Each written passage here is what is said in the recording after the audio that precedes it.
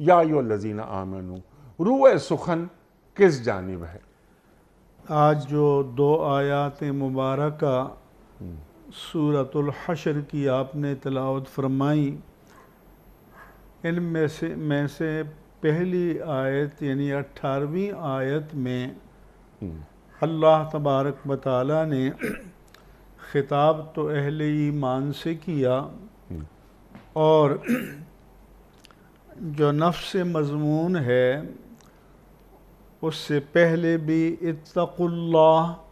اور اس کے بعد بھی اتقوا اللہ اللہ اکبر، تکرار کے ساتھ فرمایا، سبحان اللہ۔ تاکہ اس مضمون کی اہمیت واضح ہو جائے، اور وہ ہے وَلْتَنْظُرْ نَفْسٌ مَّا قَدَّمَتْ لِغَدٍ، اللہ اکبر۔ کہ اے دنیا کی رنگینیوں، رعنائیوں، چمک دمک اور عشرتوں میں ڈوبے ہوئے انسان،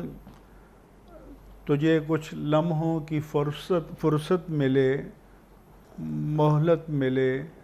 تو تھوڑی دیر رک کر سوچو، وَلْتَنْظُرْ، دیکھو، سوچو، غور کرو۔ یہ نظر لذت نظر کے لیے نہیں فرمایا، بلکہ نظر عبرت و اعتبار کے لیے فرمایا کہ یہ سوچو کہ وہ کل جو 24 گھنٹے کے بعد آنے والا ہے، وہ جو ہفتے کے بعد آنے والا ہے،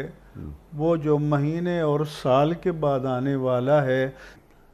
وہ جو 10 20 50 60 70 سال کے بعد آنے والا ہے، اس کے لیے تو بڑی پلاننگ کرتے ہو، منصوبہ بندی کرتے ہو، تدبیر کرتے ہو، تدبر کرتے ہو، اہتمام و انصرام کرتے ہو، لیکن وہ کل جو تمہاری موت کے بعد آنے والا ہے، کبھی تم نے سوچا کہ ما قدمت لغد، اس کل کے لیے تم نے کون سی چیز آگے بھیجی ہے جو وہاں جا کر تمہارے کام آئے؟